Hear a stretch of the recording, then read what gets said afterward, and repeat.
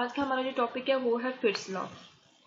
Fits law और fits law never call it's fits law के हमें जैसे यूज़ करते हैं एपोस्ट्रॉफी यूज़ करते हैं एस के पहले, जैसे हम नॉर्मल कोई वर्ड लिखते हैं, पर इसका नेम ही जो सा है उन्होंने उनका लिखा हुआ है फिट्स लॉ, ना कि फिट लॉ, इसलिए एपोस्ट्रॉफी जो सी वो एस के बाद यूज़ होगी। पॉल फिट्स नेम था और 1954 स्टडी की थी पॉइंटिंग के बारे में। पहले सबसे पहले जो हमारे पास स्टडीज यूज़ हो रहे थे उसमें उसने स्टडी की, पर ये एक पॉइंटिंग डिवाइस था। ये पॉइंटिंग डिवाइस चीज जो यूज हो रही है वो पॉइंटिंग डिवाइस है। वो माउस भी हो सकता है, वो 2D डिस्प्लेस भी हो सकते हैं, वो टच स्क्रीन भी हो सकते हैं। पहले उसने सिर्फ स्टडीज के लिए स्टडी की, वो जो स्टडी है उसकी बाकी सारी चीजों पे एप्लीकेबल होगी। कोई भी पॉइंटिंग डिवाइस हो हमारे पास, उस पर हम फिट्स लॉ लगा सकते हैं।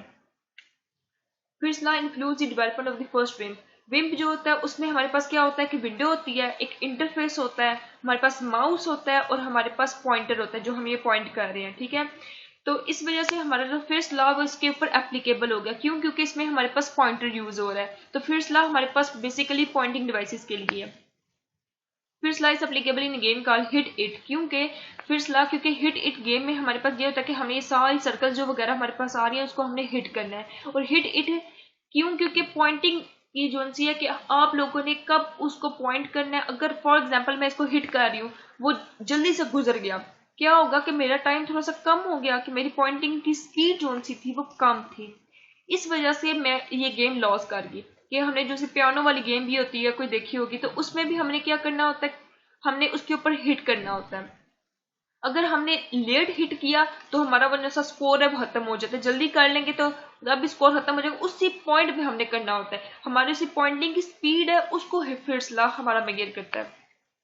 First, let's tell us how long it will take to move a pointer from a specific position to hit different target. For example, मेरा माउस यहाँ पे है, मैं अगर मुझे कहा जाता है यहाँ तक लेके जाओ, कंटिन्यूस तक, ठीक है, कंटिन्यू तक यहाँ पे लेके जाओ, तो मैं यहाँ से यहाँ तक कितना टाइम लगाती हूँ।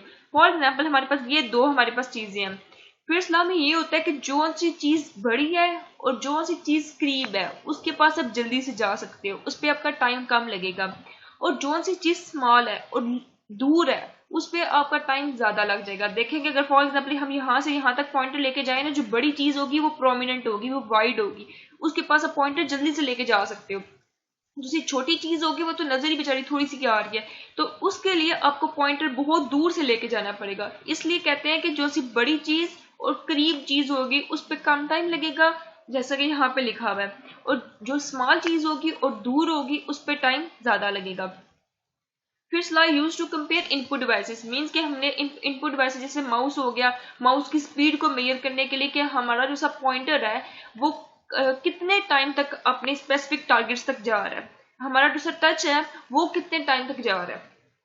We can use Fish law to predict how long it will take to hit a target or series of target। कि कितने कितने टारगेट बनाए। जैसे एक गेम ले लेते हैं पियानो की, कि उस वक्त तक जाते जाते हमारा जो टच है वो कितना काम कर रहा है, उसको कंपेयर करने के लिए अपने मोबाइल को किसी और के मोबाइल तक कंपेयर कर लो कि मैंने तो इसी वक्त क्लिक किया था, पर ये टाइम जो है इसने ज्यादा क्यों लिया। इसका मतलब है कि आपका पॉइंटिंग डिवाइस, आपका टच वो ठीक नहीं है, क्योंकि फिट्स लॉ से हम उसकी स्पीड को मेजर करते हैं कि उसने कितना टाइम लिया।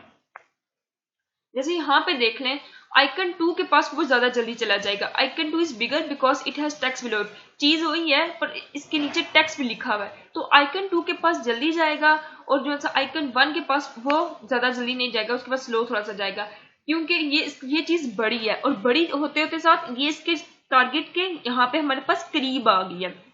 और सेकंड जो चीज है कि अगर हम लोग, ये तो वर्टिकली बात हो रही है, लंबाई में बात हो रही है, अगर इस तरह से बात हो, हॉरिजॉन्टली बात हो, तब इस चीज पे कोई फर्क नहीं पड़ेगा कि कौन सी चीज बड़ी है, क्योंकि हम इस तरह से आ रहे हैं, इस तरफ से आ रहे हैं। जो चीज पहले होगी वही फिर करीब हो जाएगी, वही ज्यादा जल्दी हम उस पर हम पहुंच पाएंगे। जैसे हमारे पास विंडो होती है, उसके जो से ये वाले जो नीचे बने होते हैं ना, टास्क वगैरह वगैरह में जो से आइकन्स वगैरह बने होते हैं, उसके पास हम जल्दी टारगेट हिट कर सकते हैं। क्योंकि जैसे आप लोगों ने देखा होगा कि हम लोग अपने जैसे एप्स वगैरह वो नीचे रख लेते हैं, क्योंकि हम उस पर जल्दी हिट कर सकते हैं टारगेट को, हमारा टाइम जो है वो कम लेने होता है। जैसे एजेस पे, फॉर एग्जाम्पल जो एजेस पे होते हैं ना, ये सारा कुछ जो एजेस पे होता है उस पर हम जल्दी हिट कर सकते हैं।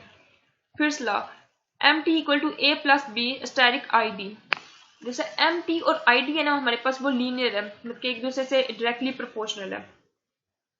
mt हमारे पास क्या होता है, मूवमेंट टाइम के यहाँ से यहाँ तक लेके जाते वक्त मुझे कितना टाइम लगा। ए क्या होता है, intercept mt where id equal to, कि एक पॉइंट जहाँ पे हमारा जो है ना इंडेक्स डिफिकल्टी जो है इंडेक्स ऑफ डिफिकल्टी वो 0 है। बी हमारी क्या होती है, एक स्लोप होती है। ID index of difficulty means कि मुझे यहाँ से यहाँ तक जो भी डिफिकल्टीज आई होंगी कि मैं अपना हाथ जो है माउस पे इस तरह से लेके जा रही हूँ, ठीक है। तो अगर मैं फॉर एग्जांपल कोई टच स्क्रीन यूज कर रही हूँ तो मैं यहाँ से यहाँ तक जितने मुझे डिफिकल्टी है, थोड़ा सा होता है ना इस तरह से हम लेके जाते हैं, तो वो जो सी डिफिकल्टी है और एम टी है वो एक दूसरे के डायरेक्टली प्रोपोर्शनल होते हैं। There is a linear relationship between movement time and the index of difficulty. When comparing different point devices A and B can be experimentally defined। अगर मैं अपने डिवाइस को दूसरे डिवाइस के साथ कंपेयर कर रही हूँ तो क्या होगा कि A और B जो से वैल्यूज होंगी जो यहाँ पे हमने पढ़ी ये एक्सपेरिमेंटली डिटरमाइन हो जाएगी, उधर से हम डिटरमाइन कर सकते हैं। पर when predicting how quickly a target can be hit, पर अगर मैंने एक टारगेट बना लिया यहाँ पे और यहाँ पे, ठीक है, जैसे यहाँ पे किया गया था कि 2 टारगेट बना लिए कि कौन सा जल्दी हिट होगा, उसमें जो है हम खुद ही एज्यूम कर लेते हैं ए और बी की वैल्यू क्या है। क्या हमने यहाँ पे पढ़ा कि अगर हमने डिवाइसेस को कंपेयर करना है तो हम एक्सपेरिमेंटली डिटरमाइंड हो जाएगी, पर अगर हमने टारगेट को डिटरमाइन करना, टारगेट को हिट करना सॉरी, तो उस पर हमें असाइन कर लेंगे value. Index of difficulty, the ID can be express in several ways. ID का जो सा फॉर्मूला है Shannon formulation ID log 2 d by w plus 1। D हमारे पास क्या है कि ये मिड पॉइंट, कि हमने यहाँ से यहाँ तक एक सर्कुलर का मिड पॉइंट उसका जो सा होता है सेंट्रल पॉइंट, वही इसको लेते हैं हम।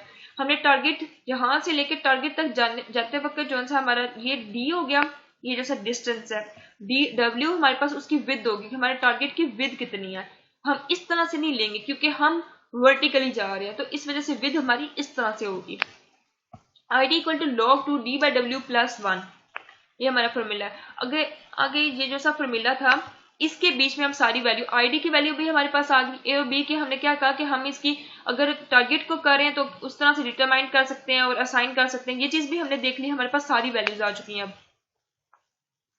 पुटिंग इट ऑल टुगेदर, अब हमने जो सा टारगेट का ले रहे हैं, टारगेट पे हमने ये पढ़ा था कि हम वैल्यूज खुद से असाइन कर सकते हैं, तो हमने क्या किया, ए की वैल्यू ज्यूम कर ली और बी की वैल्यू ज्यूम कर ली, और डी की वैल्यू जो सी है हमने शेनॉन फॉर्मूला जो सा था हमारे पास उससे हमने निकाल लेनी है डी की value. D by W plus 1, इसकी भी सारी चीजें लिख दो, विद लिख दो, डिस्टेंस लिख दो, इसका भी विद और डिस्टेंस से लिख दो, तो हमारे पास ये सारा हमारे पास आ जाएगा। तो हमने क्या देखा कि इसमें 398 मिली सेकेंड लग रहा है और इसमें 569 मिली सेकेंड लग रहा है।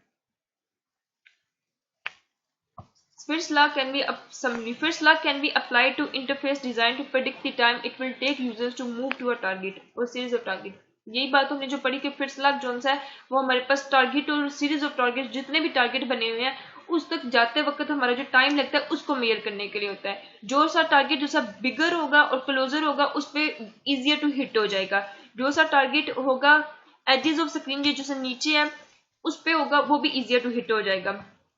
Fritz's law can also be used to compare pointing devices। जैसे हमने देखा कि अगर हमने माउस को देखना है और हमारा टच स्क्रीन होता है, हम देखेंगे कि हम माउस पे कितनी जल्दी जा सकते हैं और अपना जो सा टच है उस पर कितनी जल्दी जा सकते हैं।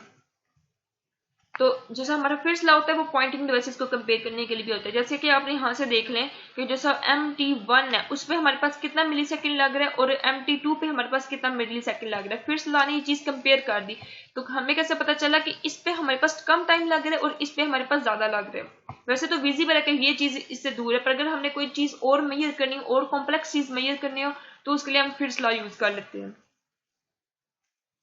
प्लीज़ मेरी वीडियो को लाइक कीजिएगा, चैनल को सब्सक्राइब कीजिएगा एंड शेयर कीजिएगा। Thank you so much.